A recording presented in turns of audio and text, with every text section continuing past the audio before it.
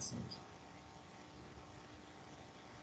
Bom, eu vou iniciar a aula, então, com uma breve revisão de alguns conceitos que a gente tem trabalhado, e eu vou focar em conceitos que vão ser cobrados em prova.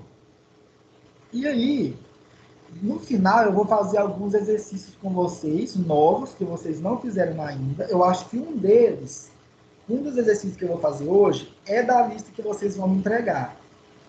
Um deles é da lista, que é específico. O que eu vou fazer hoje, gente, já é tipo específico para ajudar vocês com essas provas. Tá? Mas a prova não está num nível altíssimo, está bem mais fácil que as listas. Então, se você conseguiu fazer as listas, ou conseguiu desenvolver um pouco na lista, você vai se sair bem na prova, não vai ter muito problema não. Tá? Então, durante a explicação, se alguém precisar falar comigo, vai seguir o mesmo esquema, pode conversar. Oi, professor. Oi. O senhor podia fazer e ajudar nós a última aí, porque a maioria está tendo dificuldade na lista. Não, a última... bora lá, gente. Eu acho que é mais importante eu focar na prova hoje, tá bom? No caso que o senhor falou que ia fazer uma questão. No caso, o senhor falou que ia ajudar uma questão aí, falou agora aí. Isso, eu vou fazer uma questão da lista que pode cair na prova, entendeu? Entendi. Tá? Mas eu já respondi todas as questões das listas e eu vou mandar elas respondidas para vocês, tá? Amanhã, quando eu postar essa aula, ou mais tarde, quando eu postar essa aula, eu vou mandar o gabarito dessa lista que vocês estão respondendo para mim. E aí vocês vão ler no gabarito, eu vou estar explicando mais ou menos como é que responde, e aí vocês vão saber como é que responde. De um jeito ou de outro, eu vou mandar para vocês isso respondido. Só que eu não vou mandar antes de encerrar o prazo, tá bom? Porque, na realidade, a ideia de passar a lista de exercícios é que vocês tentem fazer mesmo, tá? E o momento de errar é agora mesmo, tentar descobrir o que vocês não sabem.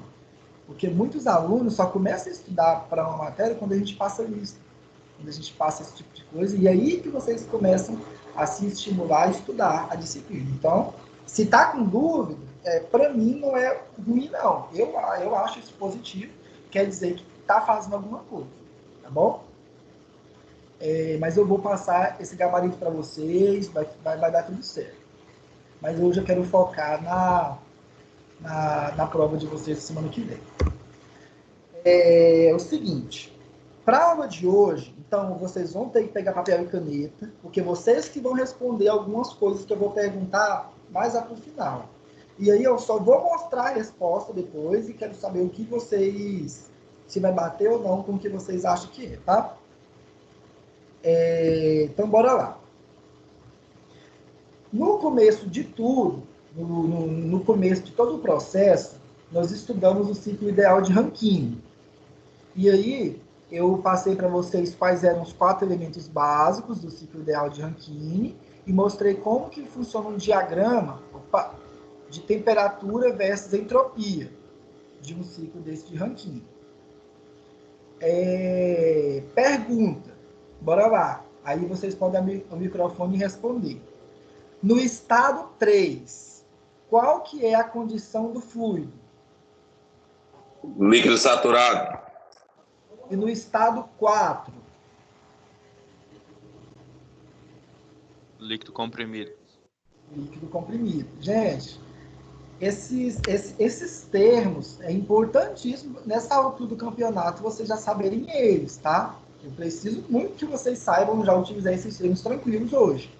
Até porque, como vão ter questões de VOF, questões associativas, vai dar informação, e essa informação é verdadeira ou falsa, ou algo nesse sentido, então é importante saber isso bem. Esse ciclo, ele tem superaquecimento, analisando o diagrama temperatura versus entropia? Não. Por que não tem superaquecimento? Como é que você sabe olhando o diagrama? No ponto 1, ele Traço estava lá, ela não por sai da saturado. curva. Sim. O ponto 1 está em cima da curva de líquido saturado, líquido e vapor saturado. Certo. Então, beleza. O ponto 1 está em cima da curva de vapor saturado, né? Em cima da região da curva de vapor saturado. Então, o ponto 1 não está superaquecido. Beleza. Esse aí é o ciclo ideal de Rankine. Agora, tá. Os ciclos de Rankine, como é que eu calculo as eficiências térmicas? Para calcular eficiências térmicas do ciclo de Rankine, eu pego todos os trabalhos gerados no sistema, eu gero trabalho em turbinas. Se tiver uma turbina, vai ser só um trabalho de uma turbina. Ô Daniel, desculpa aí, aceita o João aí, que ele tá enchendo o saco aqui. Não entendi. Aceita o João aí. Ah, tá.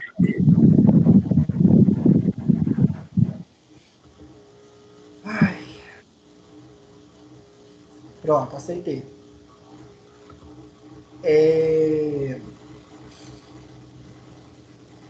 A eficiência, então, é calculada somando todos os trabalhos gerados pelas turbinas e eu tenho que subtrair pelos trabalhos utilizados pelas bombas, tá?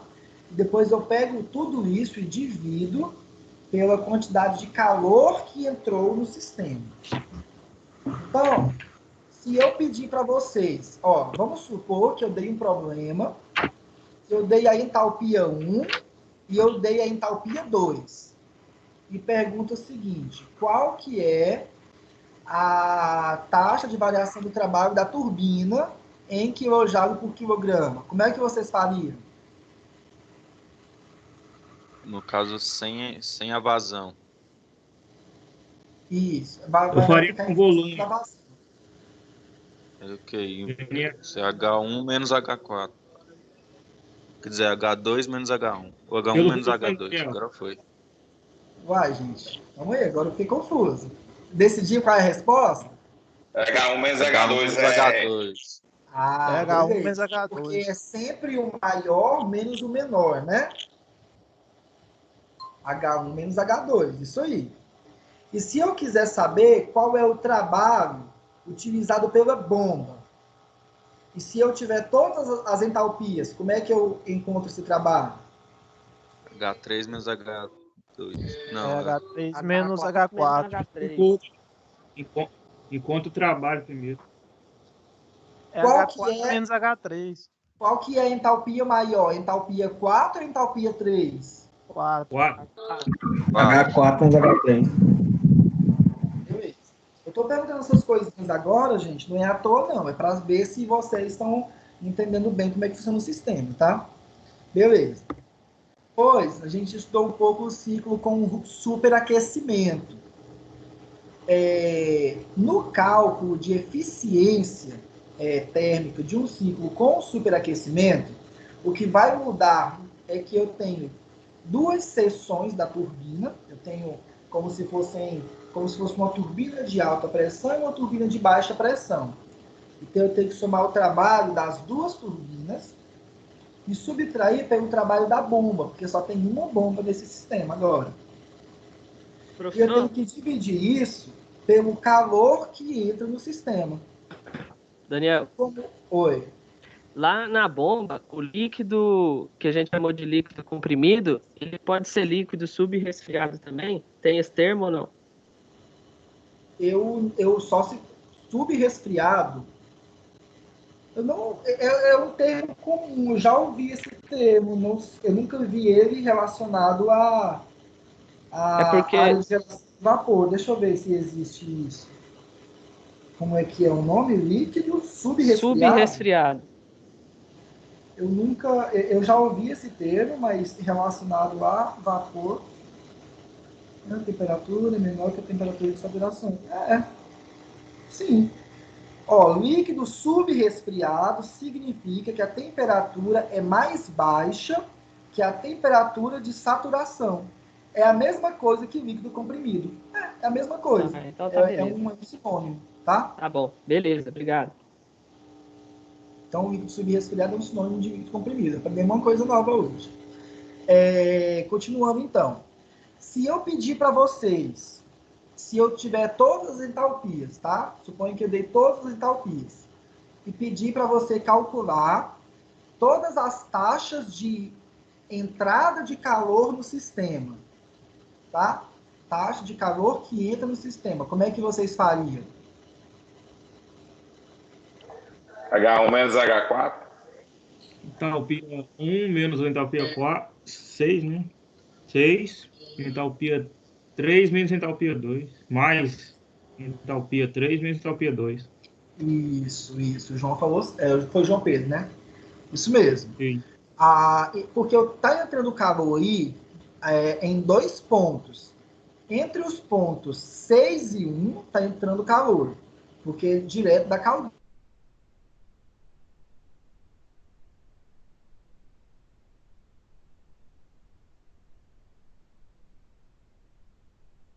Menos H6 e H3 menos H2. E aí eu somo os dois para poder saber qual a quantidade de calor total que entra no sistema.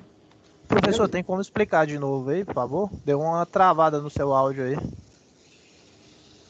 A quantidade de calor que entra num sistema, como esse que está mostrando aí agora, ela tem que ser calculada em 2 pontos.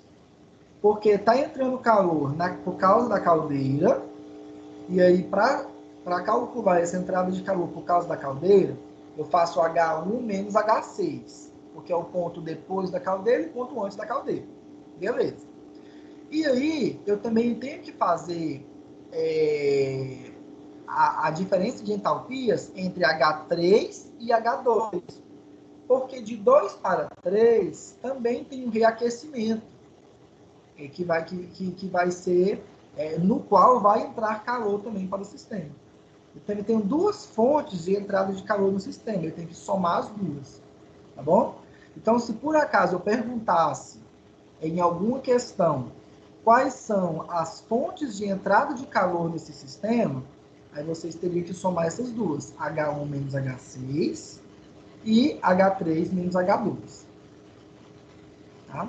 É isso que eu estava falando para vocês. Aí, vamos supor que dá um problema desse aí para vocês. E na VOF pergunta assim, e fala assim: esse ciclo mostrado possui regeneração de vapor, regeneração de calor. Aí seria verdadeiro ou falso?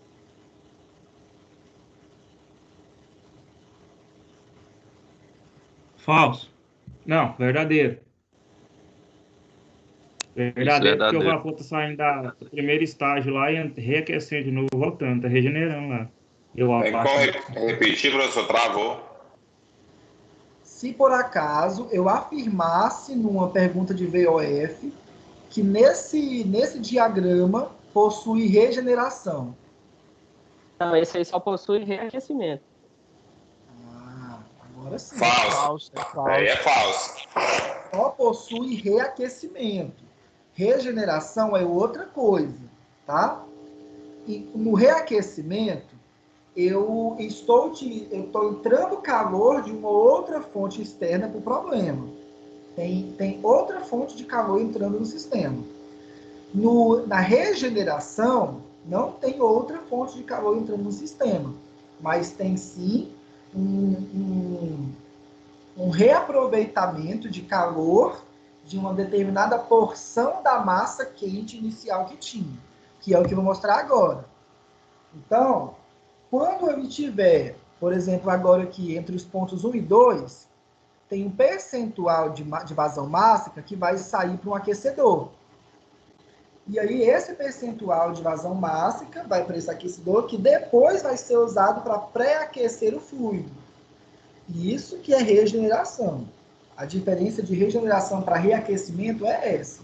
No reaquecimento, é como se eu tivesse 2 entradas de calor no sistema. No regenerativo, eu não tenho 2 entradas de calor, só tenho 1 entrada de calor. A não ser que o ciclo seja com reaquecimento e com regeneração. O ciclo pode ter os dois. Tá bom? Pode acontecer.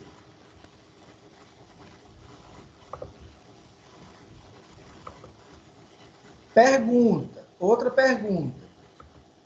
Nesse ciclo aí regenerativo que vocês estão olhando agora, as duas vazões máxicas vão se misturar no final? Sim, vai se misturar. Sim. Sim, vai se misturar no final. Sim. Beleza, vai se misturar no final e vai ocorrer uma troca térmica entre elas e elas vão, e um fluido que estava numa certa temperatura, vai trocar, vai haver uma troca térmica com outro fluido em outra temperatura e vai estabilizar de alguma forma. E é isso que se espera. Pergunta. Vamos supor que agora a hipótese que eu vou jogar para vocês. Saindo da caldeira, tem uma vazão mássica de 50 kg por segundo. Saindo da caldeira, no ponto 1 aí mostrado, tem uma vazão de 50 kg por segundo. Aí eu digo para vocês o seguinte, olha, 10% dessa vazão mássica vai ser utilizada no aquecedor de água. Aí eu pergunto no final, qual é a vazão mássica no ponto 3? O que é que vocês me responderiam? 90%, né? É vazão vezes 0,9. 45. 45. 50 vezes 0,9, vai dar 45, 90%. 10%. Isso. 50. A resposta é 45 kg por segundo. Acabou? Até porque se não tivesse regenerativo, ela ia ser igual. Isso. Se não tivesse regenerativo, ia passar toda a vazão mássica por todo o fluido, por toda a tubulação, do mesmo jeito. Beleza, então. Bom saber que essa parte vocês entenderam. Esse Y aí, ele não vai ser em termo percentual, tá? Ele vai ser já dividido por 100. Então, num exercício, quando a gente for responder esse exercício depois no caderno, quando eu falar 10%, quer dizer que o Y vai valer 0,1. Tá bom? Porque é como se fosse 10 dividido por 100, né? 0,1. Então, o Y, num problema como esse, nesse exemplo que eu dei, valeria 0,1. E 1 menos Y valeria 0,9. Beleza, então. Outra pergunta. No ciclo regenerativo com aquecedor de água de alimentação aberto, que é esse que eu estou mostrando para vocês, é necessária a presença de purgadores? Não. Porque ele é aberto. Não é necessário. Não, ele já é aberto. Beleza, então. Purgadores Tem válvula de alívio. Isso. Purgadores são utilizados em ciclos com aquecedor de alimentação fechado. Nesse caso, terá a presença de um purgador, que é como uma válvula, que vai permitir a passagem de quê? Vapor ou condensado? Condensado. Condensado. Gente, eu tô dando a prova para vocês hoje. Vocês só não estão percebendo ainda. Tá? Daqui uma semana vocês têm que lembrar de todas as informações que vocês estão respondendo. Então, o purgador vai passar condensado. No aquecedor de água de alimentação fechado, as vazões mássicas se misturam? Sim. Não. Não mistura. Não se mistura, viu, gente? Mistura. No aquecedor de água de alimentação fechado, observa aqui o ponto 2, ó.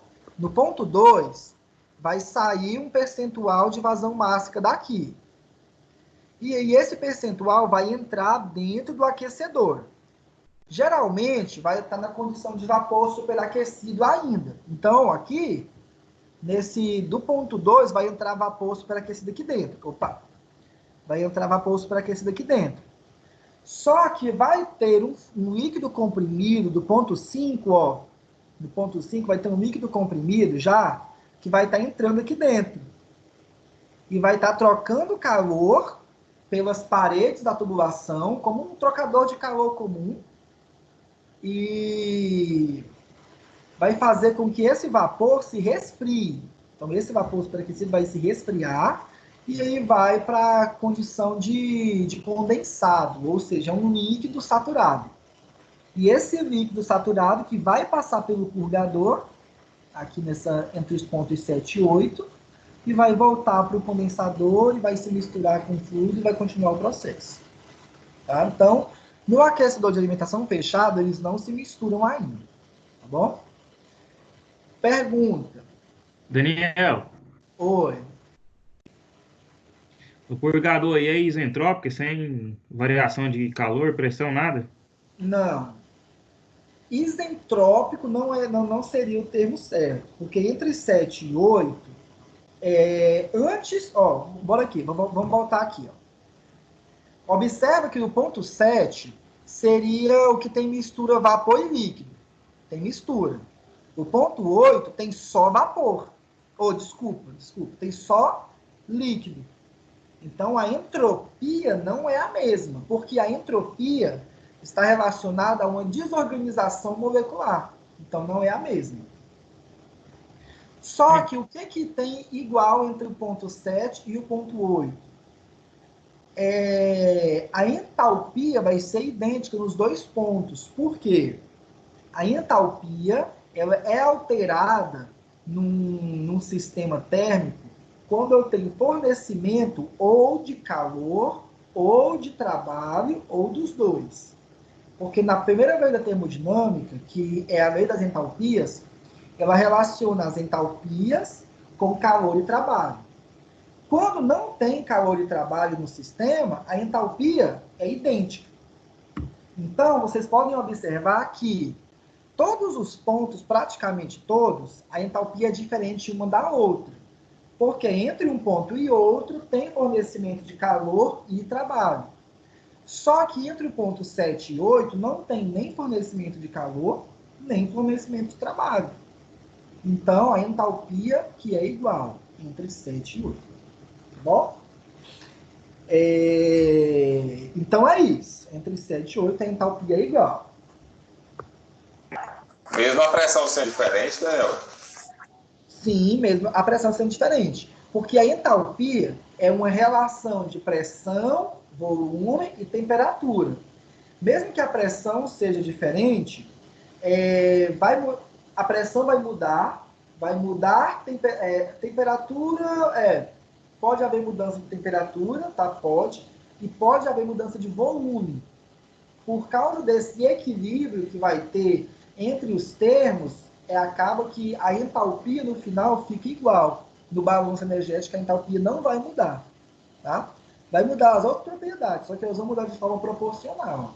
Porque pela a teoria dos gases ideais, não sei se vocês vão lembrar, na primeira aula eu mostrei ela, que tem uma equação, né? Chama P vezes B é igual a MRT. Por causa dessa equação dos gases ideais, entende-se que quando eu tenho uma alteração proporcional entre pressões e temperaturas, as energias acabam ficando, não todas as energias, tá? Mas a entalpia em específico acaba que ela não vai ser alterada. Ela seria alterada se tivesse fornecimento de calor e trabalho de alguma fonte externa. Mas eu não quero focar muito nisso agora, até porque esse tipo de conteúdo, eu acredito que vocês devem ver ou estar vendo em termodinâmica, em transferência de calor, essas disciplinas que focam nessa parte, tá bom? A nossa disciplina não tem um foco muito grande aqui. Beleza. Outra pergunta que eu faço para vocês. Deixa eu lembrar, tinha uma informação importante aqui sobre purgador ainda. Depois, se eu lembrar, eu falo com vocês. Tinha alguma coisa sobre purgador que eu acho que era pertinente a perguntar. E lembrei. Mas isso algum aluno já respondeu agora. Eu acho que o Rodrigo já comentou. Se eu perguntar para vocês, verdadeiro ou falso, por exemplo, que um purgador, ele pode ser calibrado para que o líquido, o condensado, ele passe pelo purgador quando alcançar uma determinada pressão específica que eu quiser. Verdadeiro. Oi? Verdadeiro. Verdadeiro. O purgador, como uma válvula, ela pode ser calibrada para permitir a passagem de uma determinada pressão. Beleza. Esse termo plástico é falso, Daniel. Você não Oi? consegue fazer isso, não. Você não consegue calibrar ele mesmo na prática para fazer isso, não. Não, o purgador ele tem que vir calibrado para alcançar uma diferença de pressão de entrada e saída. Isso, na realidade, o purgador funciona assim, ué. Ah, não, por diferença de pressão, sim. Isso, ué, foi isso que eu Não, comentei. eu entendi. Pelo que eu entendi, você falou como se funcionasse como uma válvula de segurança. Pegasse uma determinada pressão e ele descarregasse. Ele já vem regular de fábrica, na verdade. Na realidade, Pressão determinada. ele vai... Não é assim que funciona, a pressão não. vai... É igual as válvulas da Bermad que tem. A válvula da Bermad você não regula ela em campo, ela já vem com a fábrica regulada. Não é muito bem assim que dimensiona o purgador, não, mas beleza. Não, mas aqui a nossa ideia não está de dimensionar, é só entender como ele funciona e quais energias envolve nele, tá? A ideia aqui é só isso. Mecanismo de purgador, gente, se você for procurar na internet, vai ter vários mecanismos, tá?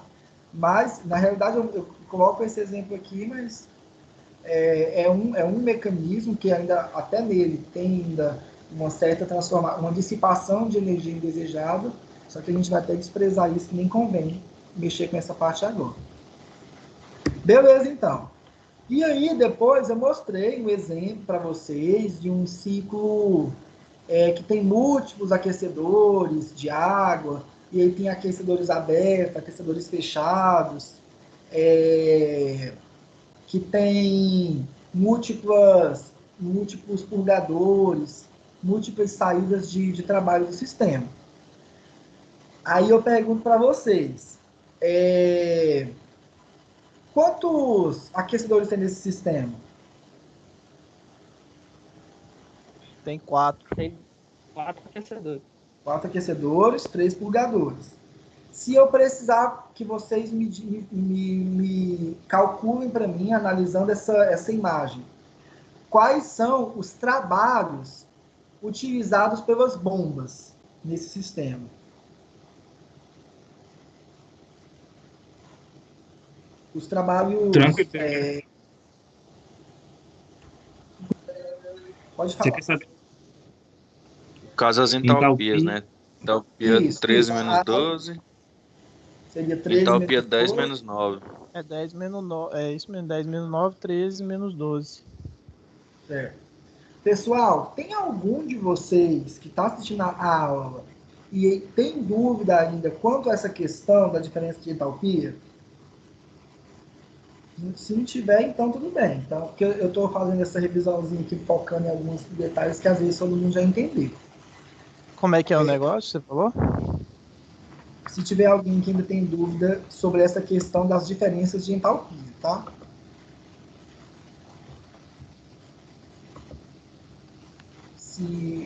Mas eu acredito que a maioria de vocês já entendeu sobre como que encontra trabalhos trabalho e potência de calor que entra no sistema por diferença de entalpia. Aí eu pergunto, tem duas bombas, HB1 e HB2, ou WB1 e WB2. Qual dessas duas bombas vai comprimir o fluido para a pressão que vai ser utilizada na caldeira? A bomba 1 ou a bomba 2? 2. Bomba 2. Bomba 2. Daniel, repete a pergunta aí, por favor. Qual das duas bombas vai aquecer o fluido para pressão, ou vai aquecer não, vai comprimir o fluido para a pressão que vai ser usada na caldeira? Tá? A pressão Acho que já eu tô da enxergando bem a 2. Isso, é a 2, tá? Acho que mais. Até agora tem gente querendo entrar na sala. Saiu. Beleza. Bora continuar. Agora vamos fazer o primeiro exercício aqui. Então vocês vão pegar um papelzinho aí, caneta, e vocês vão responder esse exercício. Vocês que vão fazer, tá? Agora, pessoal, quem não sabe fazer um exercício como esse ainda, é o momento. Então, deixa eu ver aqui. Como vai ficar na tela aberta, eu vou dar 5 minutos, dá? Depois você vai responder, né? Eu vou dar uns 5 minutinhos para. Vou responder depois. Só que é o tipo de coisa que eu faria em sala agora e que eu quero que, pelo menos essa parte vocês façam. Eu estou fazendo tudo. Então, assim, nas aulas, né? Eu sei que vocês estão fazendo os exercícios, mas nas aulas só eu que estou fazendo e eu quero ver o que vocês estão achando aí de exercício.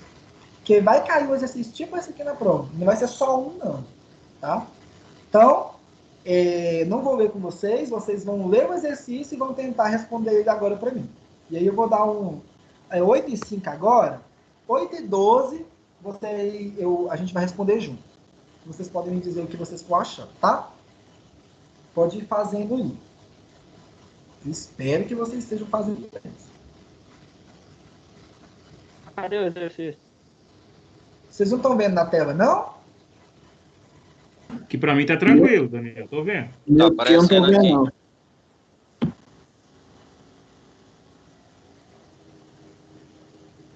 Ele está na tela agora aí, gente.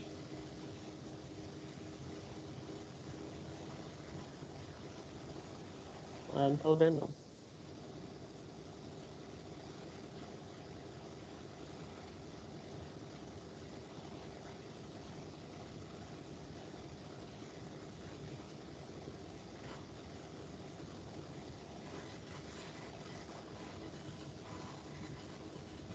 pegar a calculadora ali rapidinho.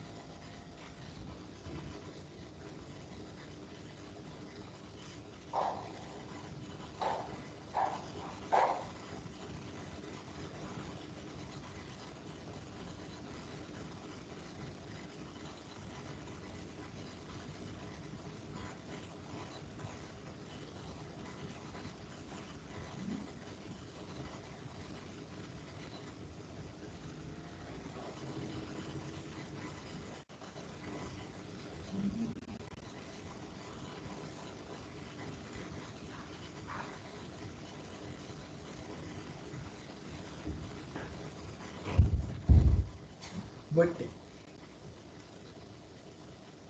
Quem for achando aí pode estar falando, tá?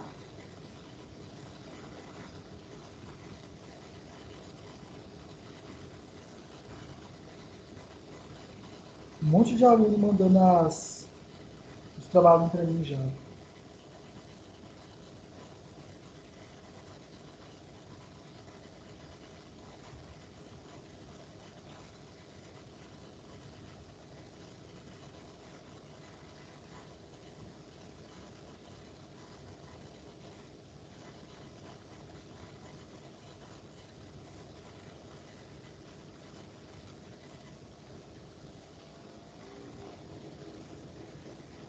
Vocês estão tão caladinhos, gente. Vocês estão fazendo?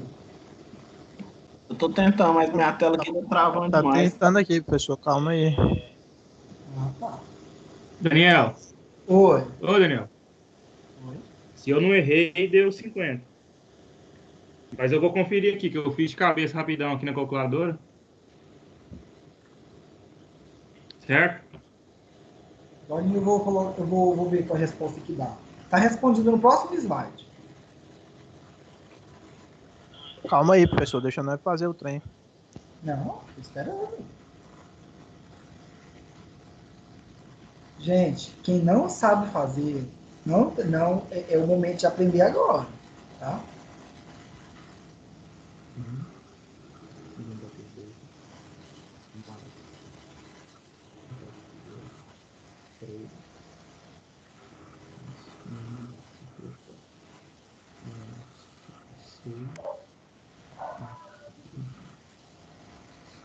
Deu 38, eu acho.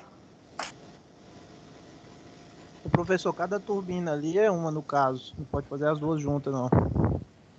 Não pode fazer as duas juntas, não, porque tem reaquecimento entre elas. Entendi.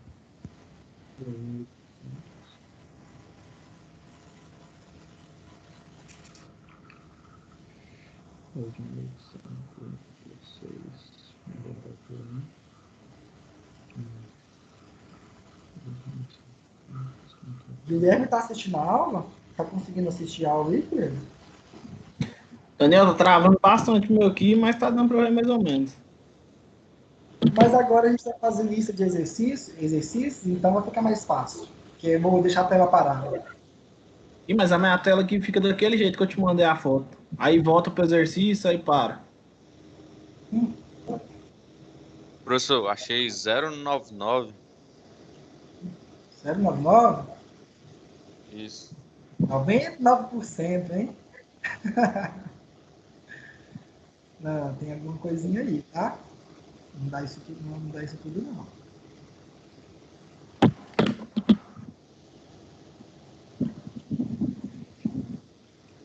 Menos 6. 3.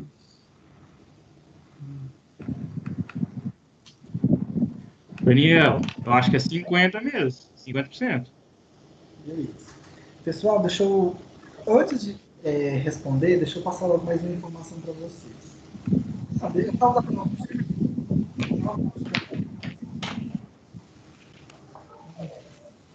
coisa por vez. Desliga o microfone, Guilherme.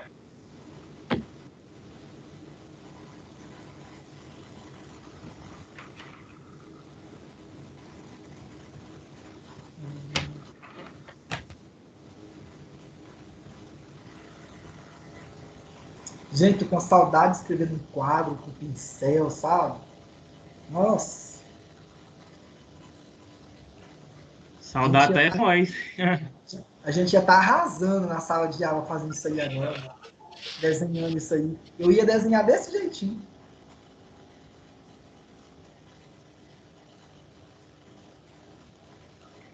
Bora, Rodrigo, até agora aí. E aí, Você não viu eu falando aí, não? Deu quanto aí? Vamos ver para a gente responder então. 0,50. 0,5? 50%. Isso. Tá bom. Eu dou 50%. Como é que calcula eficiência térmica de um ciclo? Que é o que está pedindo.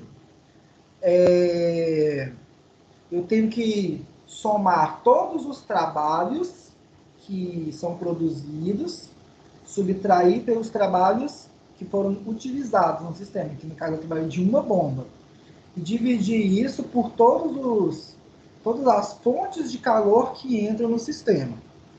Então, trabalhos produzidos, a primeira turbina e a segunda turbina. Na primeira turbina vai ser H1 menos H2, e na segunda turbina vai ser H3 menos H4. E na bomba, no caso agora a bomba é um trabalho que eu utilizo, então eu subtraio, né? Vou subtrair por H6 menos H5, que é a entalpia entre a bomba, 6 e 5. E depois eu vou pegar tudo isso e dividir pelos calores que entram no sistema. Então vai entrar calor entre os pontos 6 e 1, então vai ficar H1 menos H6. E depois no reaquecedor vai ser H3 menos H2. E é o que tem aqui. Ó. Então, a eficiência térmica do sistema é só jogar, eu tenho que somar todos os trabalhos produzidos, subtrair pelo trabalho utilizado e dividir por todas as fontes de calor do sistema. Eu não vou passar para vocês uma equação própria para ser utilizada para o rendimento. Se vocês observarem bem, em nenhum momento eu passei para vocês uma equação, sim, não tem muitas dessas, tem algumas equações que a gente vai usar ela naquele formato e pronto, acabou. Só que a maioria delas, eu estou ensinando para vocês a técnica de montar essa equação. Porque se esse sistema tivesse duas bombas, então, logicamente, teria que subtrair pelas duas bombas. Se o sistema não tivesse reaquecedor, eu apenas faria uma entrada de calor no sistema. Então, vocês têm que entender como que encontra o rendimento, porque vão ter exercícios que vai variar de um para o outro, encontrar o rendimento muda. Ô, Daniel, Então, a eficiência térmica é isso aí, 50,59 mesmo, tá? O que vocês acharam. Oi. hein, Daniel? Mas no caso, basicamente, essa fórmula da eficiência é o trabalho da turbina menos da bomba dividido pelo calor que entra no sistema. Isso aí, é isso. Só que aí tem que saber olhar as entalpias, quantos que vai estar entrando, quantos que está saindo no caso. Isso mesmo. Entendi. Tá bom? Só que isso para um sistema sem regeneração. Esse sistema não tem regeneração. Quando o sistema tiver regeneração, vai mudar um pouco e essa figura, essa questão. Por quê? Eu estou considerando que entre os pontos 1 e 2, entre os pontos 3 e 4, todos os pontos está passando a mesma vazão mássica, a mesma quantidade. Quando não passar a mesma quantidade de vazão mássica, eu tenho que multiplicar essa diferença de entalpia pelo percentual de vazão mássica que realmente estiver passando. Então, é o que a gente vai fazer depois no outro exercício, tá? Que é o que muitos de vocês tiveram dúvida no exercício 8.37. Muitos que erraram nesse exercício foi porque na hora até acha as entalpias certinho, muita gente até achou as entalpias. Só que na hora de calcular a eficiência, fez a eficiência normal, igual está aqui mostrando para vocês. E não pode ser assim. Por quê? Se, por exemplo, nesse exercício aí, entre o ponto 3 e 4, não fosse passar a vazão mássica total e estivesse passando só, por exemplo, 90% da vazão mássica, eu teria que multiplicar isso aí por 0,9. Tá? Eu vou fazer um exercício, eu acredito que tem um exercício assim, depois ainda. Mas em prova eu acho que eu não cobrei algo desse jeito. Tem como voltar aquele slide anterior só um pouquinho? No enunciado, né? Então é isso. Mesmo. Valeu, obrigado. Próximo exercício. Esse próximo já é um pouquinho mais complicadinho, mas ele, na realidade, ele não é complicado. Ele não é difícil. Ele é interpretativo. Tem que interpretar bem o que ele está pedindo. Aí eu vou dar agora mais 5 minutos para vocês fazerem ele, tá? Eu quero que vocês façam mesmo, que se for de errar, vamos errar agora.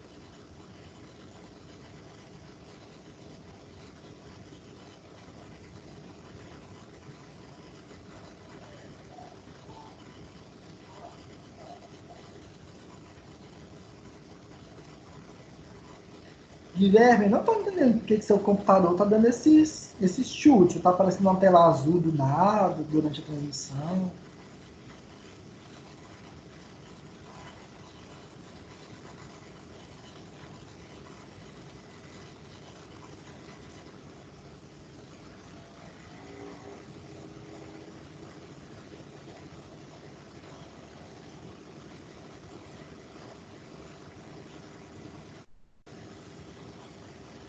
Tem alguns alunos apenas que estão falando comigo. Quero saber o restante. Está todo mundo tentando fazer o exercício, gente?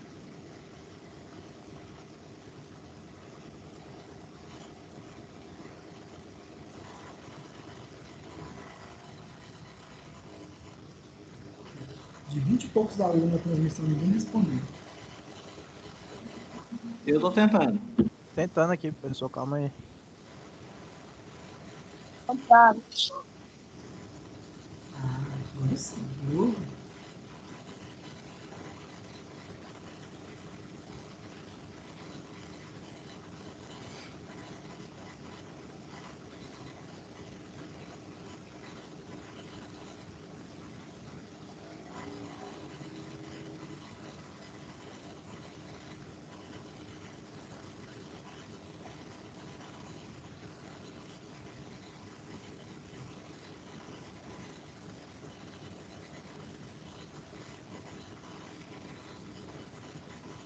Ser 50, professor?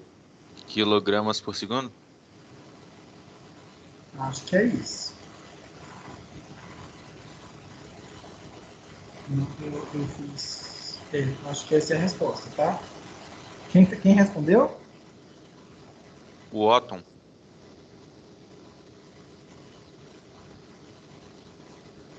Acho que é isso mesmo.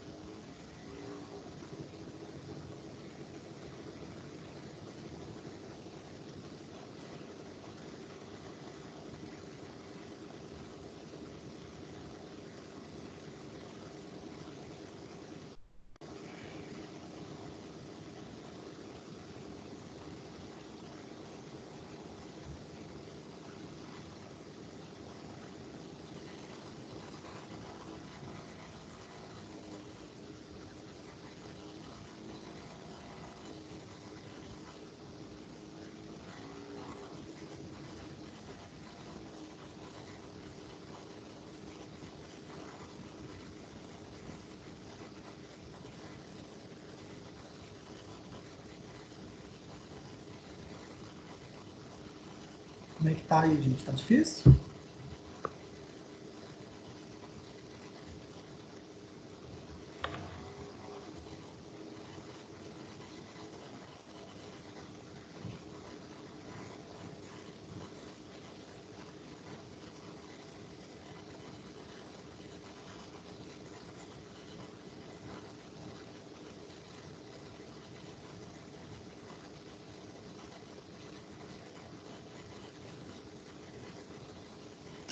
Deu 50, tá? Ela me deu 50 também, Daniel. Então vamos fazer ele então agora.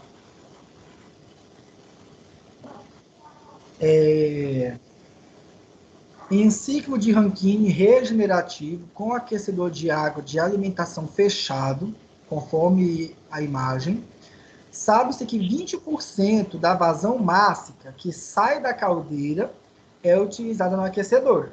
Então, no ponto 1 tem uma vazão mássica indo da caldeira para a turbina 1. E aí 20% dessa vazão mássica vai ser utilizado no aquecedor. Beleza. Aí ele pede para calcular a vazão mássica N1, a vazão mássica total, que entra na primeira turbina. Se a potência total que sai do condensador, então, ó, ele deu uma informação, opa, aparece a resposta. A potência que sai do condensador de 60.000 kW. Se por acaso eu colocar na prova que é 60 megawatts, aí vocês têm que transformar de megawatts para quilowatts. Bom, por quê? Todos os nossos resultados estão sendo dados em kilojoule por quilograma. E kilowatts é a mesma coisa que kilojoules por segundo. Tá bom? Então, eu tenho que deixar em quilo. Nossas conversões estão sendo feitas para deixar as coisas em quilo. E aí, ó, ele está falando qual é a potência que sai do condensador em quilowatts. Ou seja, gente, essa potência é o valor real dela, que equivale a 60.000 quilowatts. Ela não é quilojoule por quilograma. Tá? Ela não está dividida pela vazão mássica. É o valor real dela já. E que a variação de entalpia, agora sim ele fala, a variação de entalpia no condensador vale 1.500 kJ por quilograma. Ou seja, a variação de entalpia entre o ponto 3 e 4 é de 1.500 kJ por quilograma. Então, como é que eu vou calcular a vazão mássica N1? Ó, é só eu fazer o balanço energético do condensador.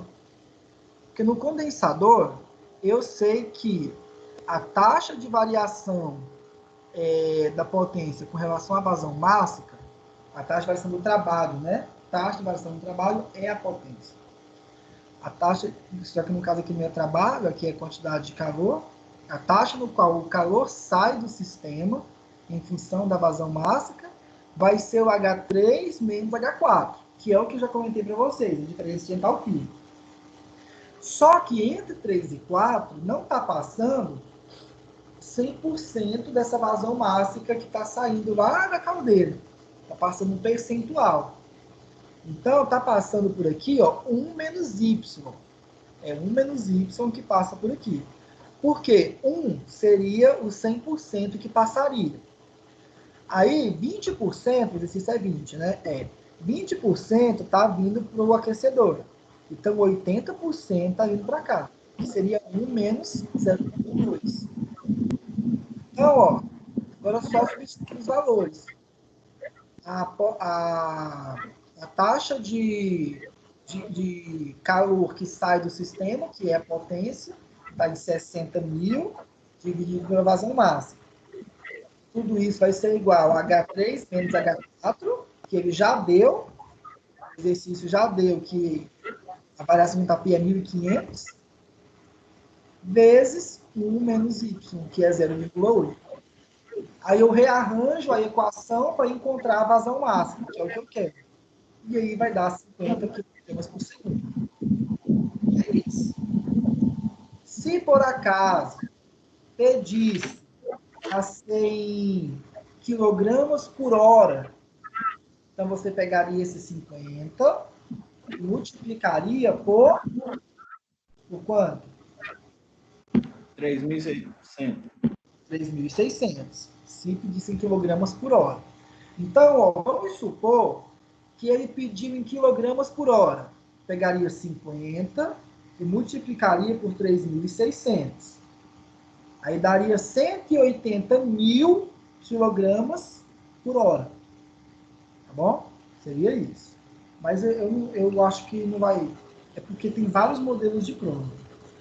Gente, deixa eu explicar para vocês uma situação. Agora eu já vou... Isso já vou explicar agora. O sistema do AVA me permitiu elaborar vários modelos de prova e as questões de múltipla escolha, porque todas as questões são de múltipla escolha, questões objetivas, vai marcar uma alternativa. E elas vão aparecer para vocês em ordens diferentes. Então, cuidado se um coleguinha de vocês passar um gabarito para você, com uma resposta, com alguma informação, com qual alternativa que é a resposta. Por quê? A sua, provavelmente não, porque eu coloquei para o sistema baralhar as perguntas para todos os alunos. Então, não vai ser igual do seu amigo lá, do seu colega, que talvez você vai estar fazendo com ele. Eu entendo que a prova vai ser feita em casa, vocês vão ter acesso a celular, vocês vão ter acesso a mecanismos de pesquisa. Eu não vejo problema nenhum em vocês poder fazer com livro, fazer com caderno de vocês direitinho. Só que o sistema vai fazer várias questões diferentes, vai modificar as questões para um e para outro. Então não vai ter gabarito, tá? Já vou informar para vocês. Eu não vou fornecer um gabarito no final para vocês poderem ver qual é a ordem das questões. Nem vai adiantar, porque cada um vai ser um gabarito diferente. O que eu vou fornecer depois, o que o AVA permite fazer, é você abrir a sua prova e ver o que você errou e o que você acertou. Isso vocês não vão saber. Tá bom?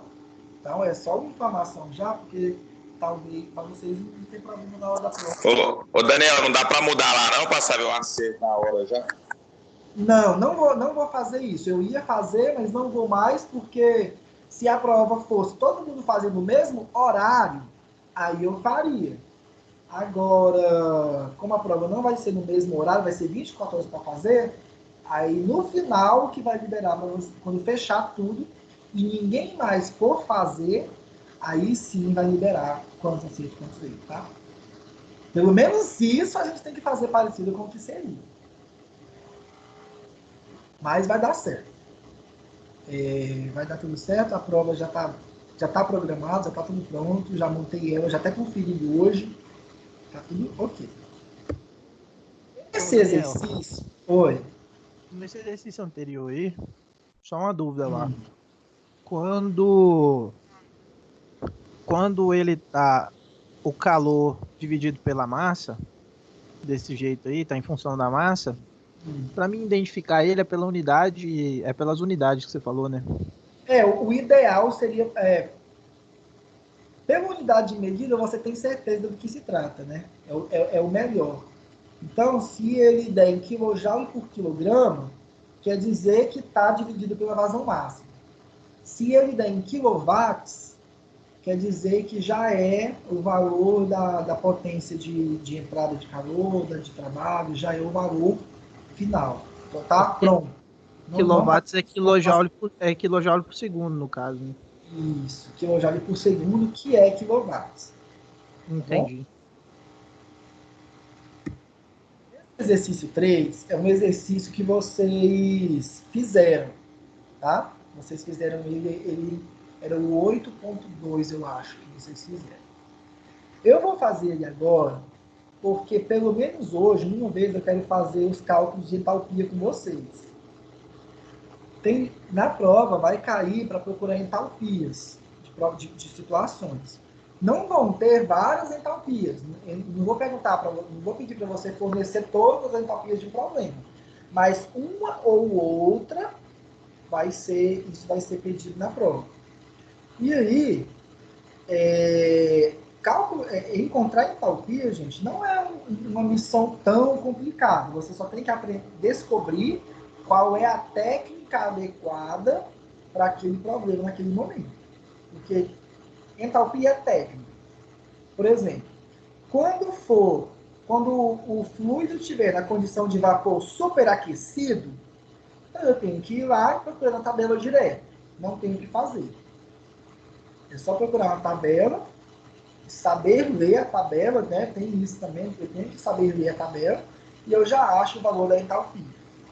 Se por acaso o fluido estiver na condição de líquido saturado ou vapor saturado, também é só procurar a tabela. Também não tem muito problema. Agora, quando o fluido estiver numa mistura de líquido e vapor, quando tiver uma mistura de líquido mais vapor, para achar a entalpia, eu preciso primeiro do título. E calcular o título na técnica que eu já ensinei para vocês. E vocês já devem estar até cansados de fazer isso, né? Acho que vocês já decoraram como faz isso. E quando o fluido estiver na condição de líquido comprimido, que é depois da bomba, né? Aí eu ensinei para vocês aquela técnica de calcular o trabalho da bomba. Então, são 4 técnicas básicas que é usado no trabalho, na disciplina toda. Tá? A questão é saber onde o ponto está. Se o ponto é vapor superaquecido, se o ponto é uma mistura de líquido mais vapor. Então, a questão é saber onde o ponto está. E é o que muitas pessoas têm dificuldade. Então, vamos fazer esse exercício aqui. Ele não é o mais difícil da lista. Eu sei que tem... Eu não sei quais vocês sentiram mais dificuldade. Tem aluno falando que foi o 8.37. Eu achei o 8.37 bem tranquilo de fazer, mas isso foi o meu ponto de vista. O 8.27 que eu achei mais complicado. Então, talvez o que eu acho que vocês achariam mais difícil, nem é de fato, né? Mas, esse aqui é o que a gente vai fazer hoje, que é o que pode cair na prova de vocês. Não vai cair grande desse jeito, mas ele pode cair pedaços de um exercício como esse, tá? Então, bora lá. Esse aqui eu vou fazer com vocês, e vocês vão fazendo só as contas aí para comparar, os cálculos, né? A água é o fluido de trabalho em um ciclo ideal de Rankine. O vapor superaquecido entra na turbina a 10 megapascal e 480 graus Celsius. Cometi um erro de principiante aqui. Pascal.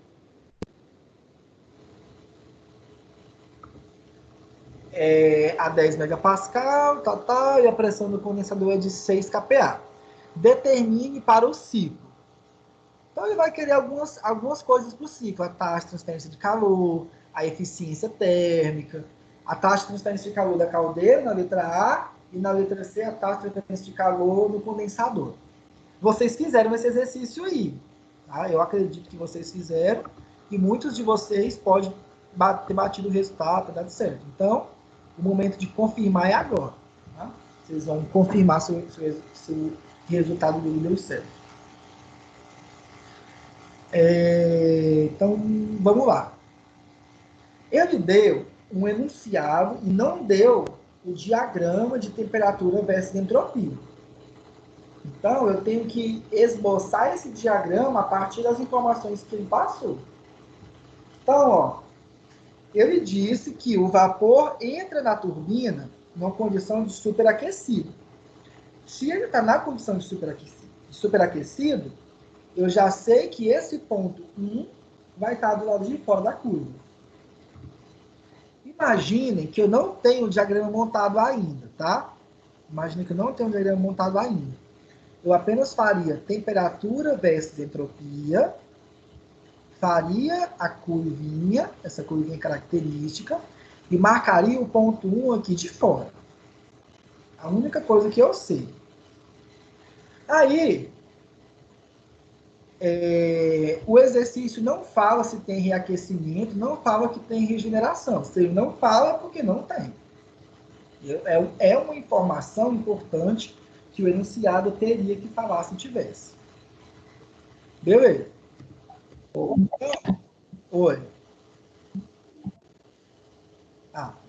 Professor, Oi. depois tem como você depois que eu terminar, se eu volto na questão 2, por favor? Fazer o quê? Eu não entendi. Voltar no exercício 2, é porque eu fiquei com dúvida lá, mas pode concluir primeiro. Tá, depois no final eu volto nele. Então, o ponto 1, ele está na condição de vapor superaquecido a 10 megapascal e 480 graus Celsius. E teve na tabela, procura uma tabela de vapor superaquecido. Ó. Essa tabela é de propriedade da água saturada, então ela não serve. Onde vapor superaquecido. Uma pressão de 10 megapascal. Na prova de vocês, eu coloquei a tabela que precisa para o exercício. Então, você não precisa ter uma preocupação muito grande em estar com várias tabelas aí do lado de vocês. Eu aconselho estar com uma tabela em mãos para comparar, porque aí você olha a tabela que eu vou dar no exercício, porque tem exercício que eu vou dar a tabela ao invés de fornecer a entalpia pronta. Quando for bem simples, tá? Quando for algo bem simples, eu vou dar a tabela para você só procurar a entalpia. Pelo menos saber procurar em tabela, vocês têm que saber, tá? Isso é uma coisa importante da disciplina. Então, ó, para pressão de 10 megapascal, na temperatura de 480 graus, eu tenho esses dados aqui. Ó. Aí eu preciso saber a entalpia e a entropia. A legenda não está mostrando aqui nesse quadradinho, mas em cima está mostrando. Ó. A entalpia é o terceiro item e a entropia é o quarto item. Então, ó, a entalpia é 3.321,4 e a entropia 6,5282. É o que deu aqui. Ó. A entalpia 1, entropia 2. Pronto, acabou. Não tem muito para onde correr. Achou? Agora, eu vou achar o ponto 2. Eu sei que na turbina, que é entre os pontos 1 e 2, entre os pontos 1 e 2 vai passar por uma turbina. Observa que agora eu não desenhei o diagrama esquemático. Eu quero que vocês imaginem o que tem entre os pontos. Entre os pontos 1 e 2 tem uma turbina. E ocorre uma expansão isentrópica do vapor, do líquido, do fluido, né? Ele vai ter isso tudo agora. O que é uma expansão isentrópica? Na engenharia, quando eu falar expansão, quer dizer que eu vou ter uma diminuição da pressão muito alta. Então, teve uma expansão, uma diminuição da pressão, só que de forma isentrópica, ou seja, a entropia não mudou. Então, entre 1 e 2, a entropia é a mesma. E a única informação que eu sei sobre o ponto 2 é a entropia de 2, e eu também sei a pressão. A pressão é de 6 kPa, a pressão do ponto 2. Aqui está 8, a gente ignora, tá? Ignora esse 8, ignora esse 10, que aqui é 10 e 6, né?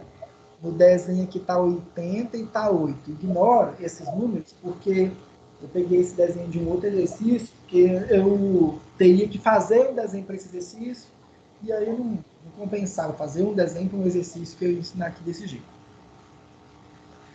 Então, entre o ponto 1 e 2, a única coisa que eu sei é a entropia. Entropia 2 é igual a entropia de 1.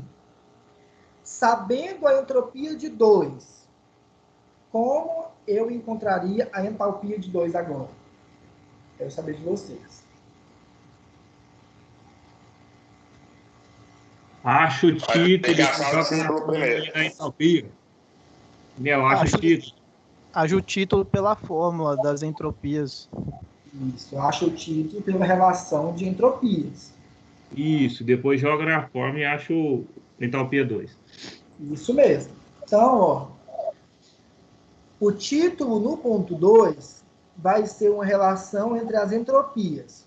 Eu pego a entropia do ponto 2 menos a entropia se fosse líquido saturado e divido pela subtração entre entropia nessa mesma pressão, se fosse vapor saturado, menos a entropia se for líquido saturado.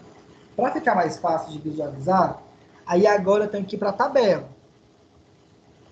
Qual tabela que eu vou? De saturado ou de superaquecido? Saturado. Saturado. Saturado. Saturado. Vamos lá na tabela de saturado. Tabela de saturado, na pressão de... A pressão 2, o exercício fala que a pressão 2 é 6 kPa. Né? 6 kPa seria... Ó, pegar 6 dividido por 1000, seria como se fosse 0,006 megapascal. Aí a tabela, pelo menos, ela está na pressão em bar, né? A pressão está em bar. E tem uma conversão aqui, ó. É só dividir por 0,1. 1 bar vale 0,1 megapascal. Se eu dividir por 0,1, vai dar 0,06, que é esse ponto aqui. Então, aqui agora, eu tenho as propriedades para o fluido nessa pressão. 0,06. Pergunto, qual é a entalpia, ou desculpa, a entropia, né, que eu preciso agora. Qual é a entropia na condição de líquido saturado para essa pressão? 0,5210. Isso. 0,5210. Fica aqui, ó. Entropia, líquido, 0,5210. E a entropia, se for vapor saturado, já fica aqui. 8,3304. Então, é essa relação que eu vou fazer aqui nessa equaçãozinha. Então, isso aqui você já deve ter feito também. Eu faço essa relação e acho o título do ponto 2, que é 0,769. Ou seja, 76% do fluido, dessa mistura, 76,9%, vai ser de vapor, de fato. E aí, para achar agora a entalpia mesmo do ponto 2, a entalpia mesmo, aí eu faço a entalpia do ponto 2. Caso fosse só líquido saturado, então a entalpia, se for só líquido saturado, ó, eu venho aqui entalpia líquido saturado. A entalpia é 151,53. Então é 151,53, mais o título, ou seja, o percentual de vapor que existe, multiplicado pela entalpia, se for líquido mais vapor. Então, ó, eu pego esse 173, ó, eu pego o 151,53 mais 2.415,9 multiplicado pelo título. E aí sim eu acho a entalpia 2. E aí eu já achei a entalpia 1 e 2. A entalpia 3 é bem simples, porque a entalpia 3 está na condição de líquido saturado. Então é só eu pegar o próprio 151,53, que é a mesma pressão entre 2 e 3. Então, a entalpia em 3 é isso aí. E a entalpia em 4, que é o que fala,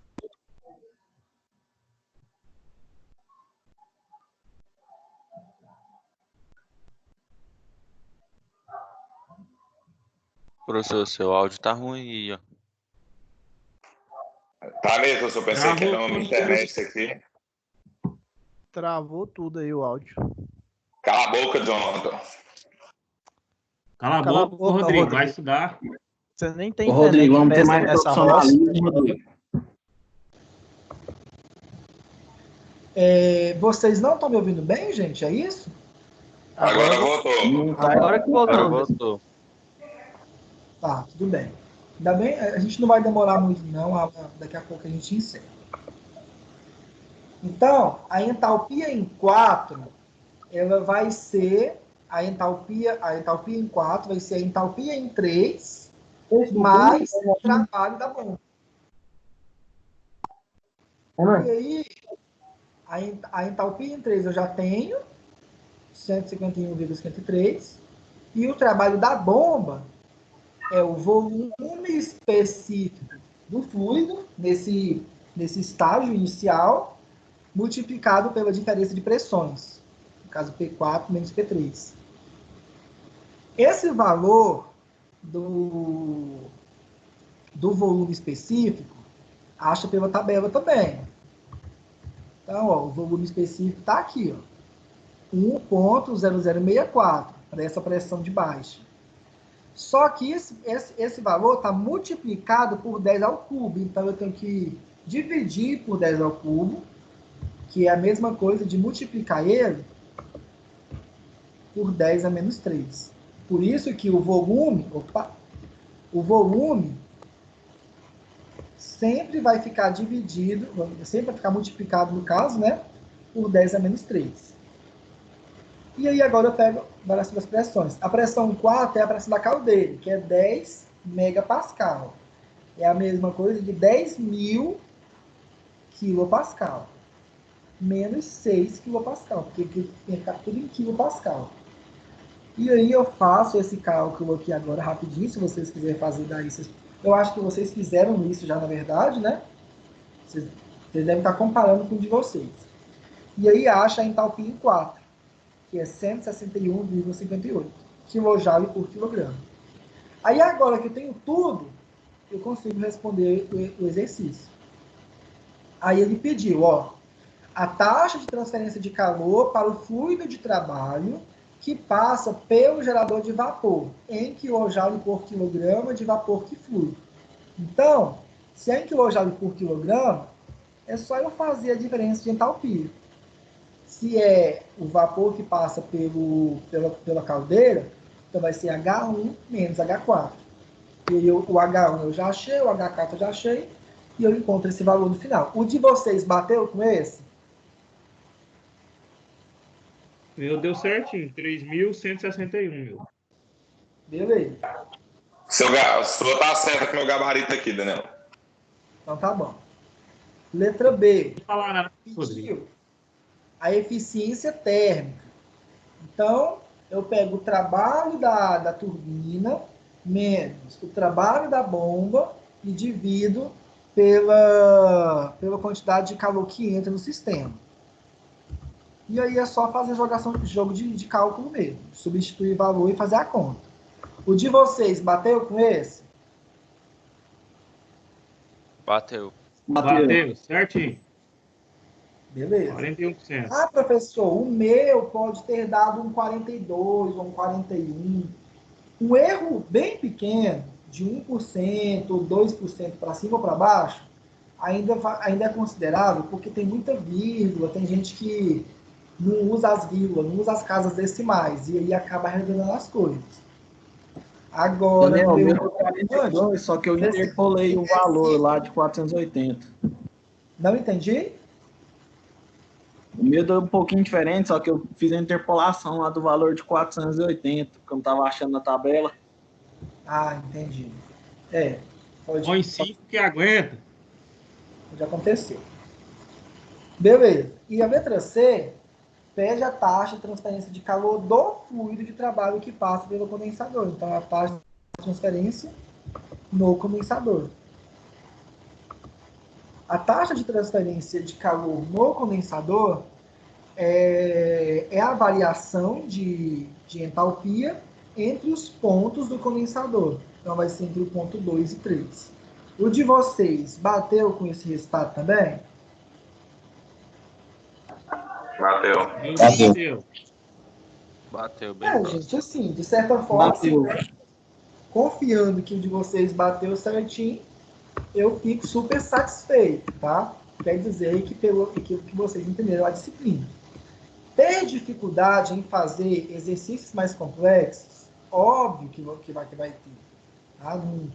Não tem como não ter dificuldade em algum exercício, até porque os próprios autores desses livros acabam modificando exercícios de uma edição para outra, a fim de melhorar um exercício que pode estar errado. Então, eu comentei com vocês, eu acho, numa dessas aulas passadas. Na aula passada eu comentei que tinha um exercício lá que estava com probleminha lá de erro.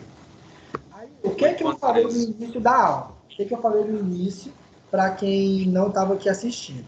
Deixa eu voltar aqui para vocês agora, deixa eu olhar vocês. Eu falei que as listas de exercício, então, tem que ser entregues. Eu coloquei para entregar na data de hoje.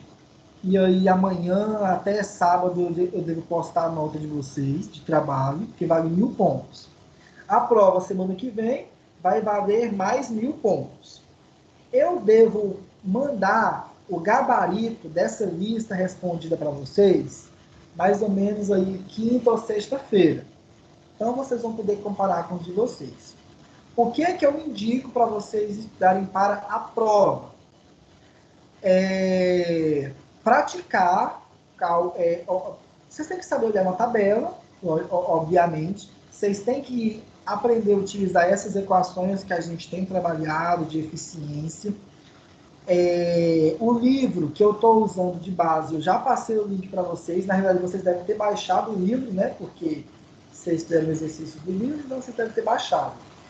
Então, leiam o capítulo 8, leiam o embasamento teórico do capítulo 8, porque vai ser bom para fazer a prova. A avaliação é liberada na quarta-feira, meio-dia, e vai encerrar na quinta-feira, meio-dia. E depois disso, a gente vocês já vão ver a nota. No outro dia, vocês vão ter acesso às notas de vocês. Não vai ter aula na quarta-feira que vem, então, dessa forma, vocês vão estar livres para fazer a prova. E é isso, tá? Os recados que eu tinha para vocês eram esses. Eu vou mandar o gabarito da lista respondida para vocês, e depois que eu mandar o gabarito, é o gabarito que vocês vão ter, depois de algum questionamento que vocês tiverem. Quando for na outra semana depois da prova, a gente pode discutir alguma coisa, falar alguma coisa sobre isso ainda. Mas nós ainda temos muito, muito conteúdo para estudar, porque até então a gente viu toda essa parte de cálculo. Eu já fiz tudo de uma vez com vocês agora. E aí vai sobrar, como disse, como matéria ainda, as partes mais teóricas da geração de vapor, o conhecimento físico dos equipamentos, né, que compõem um sistema de geração de potência, tá? Uma usina de geração de potência, tá bom? Então quer dizer que a segunda parte a segunda prova vai ser mais essa parte teórica, não vai ter esses cálculos, não? Na segunda parte eu não quero falar desses cálculos mais, tá? Isso aqui vai acabar agora. Vai acabar aqui. A gente vai partir para a parte de distribuição, né, Daniel? Aí em 2 a gente vai partir mais para uma parte mais teórica relacionada aos mecanismos utilizados e na rede, né, de distribuição. Provavelmente vou falar um pouco sobre tubulação ou sobre as caldeiras em si, tipos de caldeiras, enfim. Aí a gente vai para outra parte da matéria, tá bom? Parte mais teórica. Por enquanto. Professor, no caso, tem até meia-noite hoje para entregar as listas, é? Amanhã, como vocês estão mandando por e-mail, vocês podem mandando hoje, amanhã mais ou menos meio-dia eu já devo pegar essas listas. Então, quem mandar até amanhã mais ou menos meio-dia, eu nem vou ter aberto ainda, tá? Esses trabalhos. Outra pergunta. Essa turma aqui tem grupo do WhatsApp? Que eu entrei recente na faculdade, minha matrícula atrasou. Isso aqui é que eu saiba, não. Entendeu, né? Professor, teria como o senhor explicar uma questão da lista? Da lista 2? Qual questão? Acabou a aula, né? Pode sair. É porque eu sou do 6º período e tem um colega meu também que ficou com dúvida, assim, porque é mais a interpretação mesmo, igual o senhor falou. Porque agora com essa aula agora, porque pelo que eu pude entender, para mim poder responder ela, eu tinha que, no caso, ter desenhado o ciclo para mim. O ciclo não, o gráfico, não é? Sim, você sempre tem que desenhar o gráfico. Eu não consigo responder esse exercício sem desenhar, não. Eu fico todo embaralhado se eu fizesse desenhar. Teria como, pelo menos, ajudar nós a explicar, para eu poder mais ou menos entender como é que eu vou responder ela? Mas qual é o exercício? É o 8.1, no caso. O primeiro, da lista 2. Professor, O primeiro, na verdade, ele é muito parecido com o segundo, tá? A diferença é que o primeiro exercício, ao invés de ser vapor superaquecido, o ponto vai estar lá em cima, igual está aqui, ó. O vapor vai ser saturado. Então, o ponto 1 vai estar aqui, ó, em cima da linha, que é o ciclo de Rankine ideal, sem superaquecimento. Então, você vai desenhar o diagrama temperatura e entropia e você vai colocar o ponto 1 aqui em cima da linha de vapor superaquecido. E aí, o desenho vai ficar parecido com esse. Só que o ponto 1 vai ficar aqui e o ponto 2 retinho com ele. Se você fizer essa receitinha aí, ele é bem mais fácil que o segundo, tá bom? Não, tá ok, não. Ô, professor. Oi. No exercício número 2, tem como tirar uma monogamia? Qual? Eu queria saber da onde saiu aquele 0.8. Lá na parte de cálculo. Esse 0.8 é 1 menos Y, né? O Y é o percentual da vazão mássica que vai para o regenerador. O enunciado diz que 20% da vazão mássica sai da caldeira para o aquecedor. Então, 20% é 0,2. Certo. Então, ó, é 1 menos 0,2. Aí deu 0,2. Certo, professor. Muito obrigado. É isso. Mais alguém? Pessoal, se não tiver mais nenhuma dúvida, se estiver tudo tranquilo para vocês, eu vou encerrar. Deixa eu ver se vai encerrar a gravação. Eu vou encerrar a gravação agora. Beleza. Vou responder aqui agora e botar em gelo pro senhor. Daniel,